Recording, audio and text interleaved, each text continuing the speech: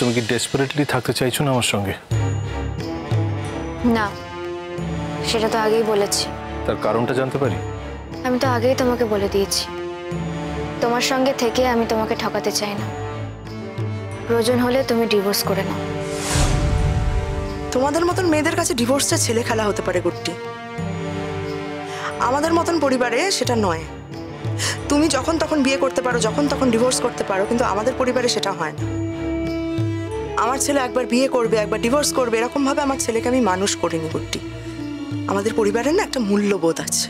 আমার নেই। আর যে মেয়ের মূল্যবোধ নেই তার সঙ্গে না থাকাই উচিত। কত সহজে বলতে পারলে না ডিভোর্স করার কথাটা? হ্যাঁ, সহজে বলতে পারলাম, কারণ এটাই সত্যি। সত্যিটা সহজেই তাড়াতাড়ি বলে ফেলা ভালো, না হলে শুধু শুধু তুমি একটা ভুল ধারণা নিয়ে মনের মধ্যে বসে থাকবে, তোমাকে ঠকানো হবে। সেটা তো উচিত নয় না। আমি বুঝতে পেরেছি, খুব ভালো করে বুঝতে পেরেছি।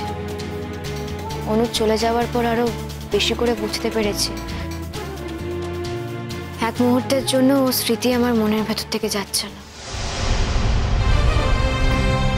এটাও বুঝতে পেরেছি আমি আমার প্রথম স্বামীকে যতটা ভালোবাসতে পেরেছি তার মতো আর কাউকে কখনো ভালোবাসতে পারিনি, আর ভবিষ্যতেও পারবো না।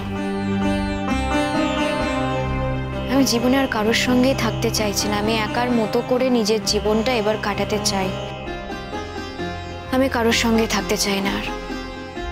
রেশমিকে বড় করব, কাজ করব, দেশের হয়ে কাজ করব, যা আমার স্বপ্ন ছিল এতদিন ধরে। এর বাইরে নতুন করে কোনো ডিজায়ার আমার মনের মধ্যে নেই। তোমার মনে আমার প্রতি যতটা অধিকার বোধ ততটা ভালোবাসা নেই। তুমি যদি বলো ভালোবাসা থেকে অধিকার বোধ জন্মায়, তাহলে সেই অধিকার বোধটা এতটা মারাত্মক ভয়ঙ্কর হয়ে ওঠে না। প্রত্যেকটা মুহূর্তে যেভাবে তুমি আমাকে অপমান করেছো, যেভাবে আমাকে সকলের সামনে অসম্মান করেছো, ছোট করেছো, সেই সব কিছু তুমি আমাকে করতে পারতে না। বাদ দাও না। দেখো, আমি ঠান্ডা মাথায় বলছি, আমি আর কোনো অশান্তি চাই না। একসঙ্গে থাকলে একটা তিক্ততা তৈরি হবে, যেটা অলরেডি হয়ে গেছে। আরো ঝামেলা বাড়বে। তার থেকে বরং যে বন্ধুত্বপূর্ণ সম্পর্কটা আমাদের মধ্যে ছিল, আগে ছিল, সেটাই থাক। আমি সেটাই চাই। দেখো, স্বামী স্ত্রীর সম্পর্ক তো ওয়ার্কআউট করলো না, নতুন করে আর কিছু করার নেই। আমি জানি তুমি অন্য কাউকে বউ হিসেবে পেলে অনেক ভালো থাকবে, তুমি সেটাই করো। তুমি বা বসে থাকবে নাকি? তোমার যা নেচার, তুমি নিশ্চয়ই আবার কাউকে একটা ধরে নেবে। আমি ঠিক এই কারণেই আপনাদের সঙ্গে থাকতে চাইছি না। প্রত্যেকটা মুহূর্তে আমাকে আপনারা যেভাবে অসম্মান করছেন, অপমান করছেন, আমি চাইলেই কিন্তু নানান রকম স্টেপ নিতে পারি, কিন্তু নিজেদের লোক তো, নিজেদের লোকের বিরুদ্ধে কোনো স্টেপ নেব, কোনো থানা পুলিশ করব, এই কথাটা আমার মাথায় আসে না। তার থেকে বরং আপনারা দূরে চলে যান আর আমাকে আমার মতো করে থাকতে দিন। আমি তোমাকে ডিভোর্স দেবো না, সেটা তো আগেই বলেছি। ডিভোর্স না দিলে দিও না। আমি তো অন্য কাউকে বিয়ে করতে যাচ্ছি না যে আমার ডিভোর্সটা খুব প্রয়োজন। ডিভোর্স না দিলেও চলবে, কিন্তু তার মানে এই নয় যে আমাকে একসঙ্গে থাকার জন্য কেউ বাধ্য করতে পারে। আমি যেমন তোমাকে একসঙ্গে থাকতে বাধ্য করতে পারি না, তেমন তোমারও সবকিছুর উপর আমার কিন্তু কন্ট্রোল থাকবে স্বামী হিসেবে। স্বামীরা তো তাই চায়। যখন তুমি আমার স্বামী ছিলে না, তখন কিন্তু তুমি আমাকে একবারের জন্য কন্ট্রোল করতে চাওনি। যেদিন থেকে তুমি আমার স্বামী হয়েছো, সেদিন থেকেই প্রত্যেকটা মুহূর্তে তুমি আমাকে কন্ট্রোল করতে চাইছো। আমি জীবনে এটাই সব থেকে বেশি অপছন্দ করি। আমি চাই না আমাকে কেউ কন্ট্রোল করুক। আমাকে কোনোদিনও কেউ কন্ট্রোল করেনি। কেউ পারেনি মানে? অনুজের সঙ্গে বিয়ে হলে সেও তো চাইতো তুমি তার স্ত্রী হিসেবেই থাকো। অনুজের সঙ্গে আমার একদিন বিয়ে হয়েছিল। উনি কিন্তু কখনো কোনো দিনও আমাকে কন্ট্রোল করতে চাননি। তখন তো তোমাকে অনুজ পাত্তাই দিত না গুড্ডি, কন্ট্রোল করবে কি করে?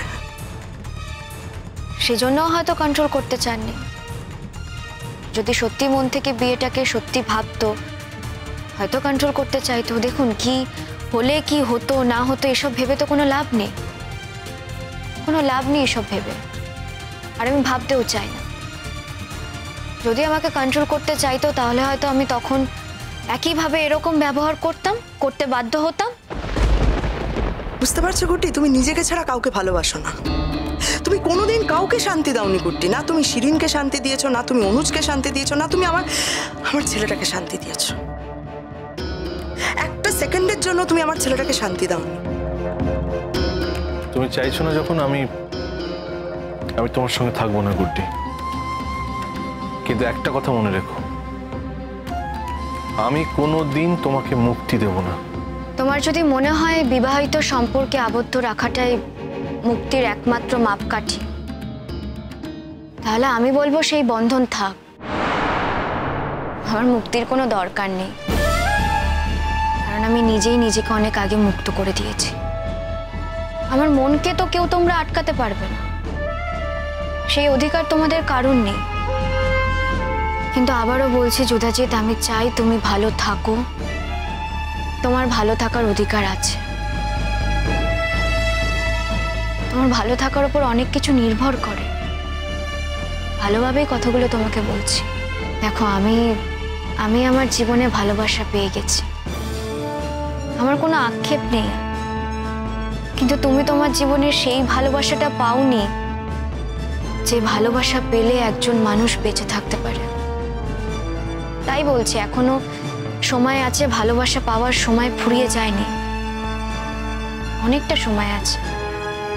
তুমি এমন একজনকে বিয়ে করো যে তোমাকে। তাই করবে তো, তাই করবে। আমার ছেলেকে আমি আবার বিয়ে দেব গুড্ডি। এখন ডিভোর্স দিতে চাইছে না, কিন্তু একদিনও ঠিক তোমাকে ডিভোর্স দেবে। আর একটা ভালো ঠিকঠাক মেয়ের সঙ্গে আমি জিতের বিয়ে দেবো। তখন যখন আমার ছেলে সেই মেয়েটার সঙ্গে সুখে সংসার করবে, তোমার তখন কেমন লাগে আমিও দেখব। যদি সত্যি আপনি আমাকে চিনতেন তাহলে এই কথাগুলো বলতেন না। যদি সত্যি চিনতেন তাহলে এভাবে বলতে পারতেন না। আমার একটুও খারাপ লাগবে না, একটুও দুঃখ পাবো না আমি। আর চেনেননি বলেই একই কথা আপনাদেরকে বারবার করে আমাকে বলতে হচ্ছে, বারবার করে আমাকে একই কথা বোঝাতে হচ্ছে। আমার ভালো লাগবে, ভালো থাকার মন্ত্রণা আমি পেয়ে গেছি। আমি জানি না আমি তোমার প্রতি অবিচার করছি কিনা, আমি এই মুহূর্তে কিচ্ছু জানি না। শুধু জানি মনে মনে সারা জীবন আমি সুবিচারই করতে চেয়েছি, অন্তত এই সময় তো চাইছি। দেখো, জীবনের অনেকটা সময় আমি তোমাকে ভালো বন্ধু হিসেবে পেয়েছি, ভুলে তো যেতে পারি না। প্রত্যেকটা বিপদে, প্রত্যেকটা সময় তুমি আমার পাশে থেকেছো। আর সেখান থেকেই বলছি, আমি তোমাকে সত্যিটাই বলছি, কারণ আমি তোমাকে ঠকাতে চাই না, আমি তোমাকে ঠকাতে পারবো না। আজকের দিনে দাঁড়িয়ে এটাই সত্যি, আমি আর অন্য কাউকে স্বামী বলে মানতে পারবো না। আমি অনুজকে যেরকম ভালোবেসেছি, আমি সেরকম ভালো আর কাউকে বাঁচতে পারবো না, তার থেকে বেশিও ভালোবাসতে পারবো না। আমি আর কাউকে ভালোই বাঁচতে পারবো না, এটাই সত্যি। এই সব কিছুর পরেও যদি তুমি আমার সঙ্গে থাকতে চাও, থেকো।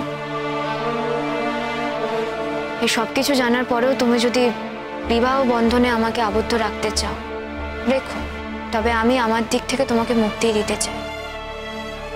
আমি শুধু এটুকু চাই তুমি ভালো থাকো। আমার কাছে তোমার ভালো থাকাটা খুব ম্যাটার করে।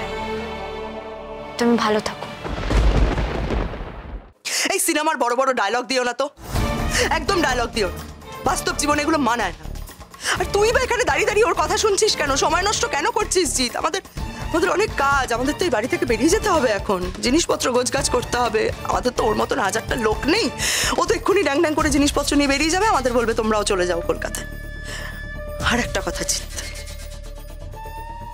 তোর যদি এতটুকু আত্মসম্মান বোধ থেকে থাকে, আমি যদি তোকে সঠিকভাবে মানুষ করতে পারি, আজকের পর থেকে আর কোনোদিন তুই এই মেয়েটার মুখ দেখবি না। তুমি যা বললে ভেবে বললে তো? হ্যাঁ, যা বললাম ভেবেই বললাম। ঠিক আছে গুড্ডি, চ্যালেঞ্জ রইল তোমার সাথে আমার। আমিও দেখবো একদিন আমাকে তোমার প্রয়োজনে লাগে কিনা। হয়তো লাগবে। আমি তো তোমাকে বলেইছি, বন্ধু হিসেবে আমি তোমার মতো একজন মানুষকে সবসময় পাশে চাই। সরি, আমি তোমার বন্ধু হতে পারবো না। বন্ধু হিসেবে আমি তোমাকে কখনোই দেখিনি। তাহলে আর কি বলবো? এটাই বলতে পারি, আমার লস। একজন ভালো বন্ধুকে আমি খুব মিস করব। আর কিছু বলার নেই। খুব ভালো থেকো তুমি। তোমাকেও গোছগাছ করতে হবে, আমাকেও গোছগাছ করতে হবে। কাল সকালেই তো আমাদের কলকাতার উদ্দেশ্যে রওনা দিতে হবে। আর সময় নষ্ট করে লাভ নেই। আমি ভেতরে যাচ্ছি, আর আমার যা যা বলার সবটা আপনাদের বলে দিয়ে গেলাম।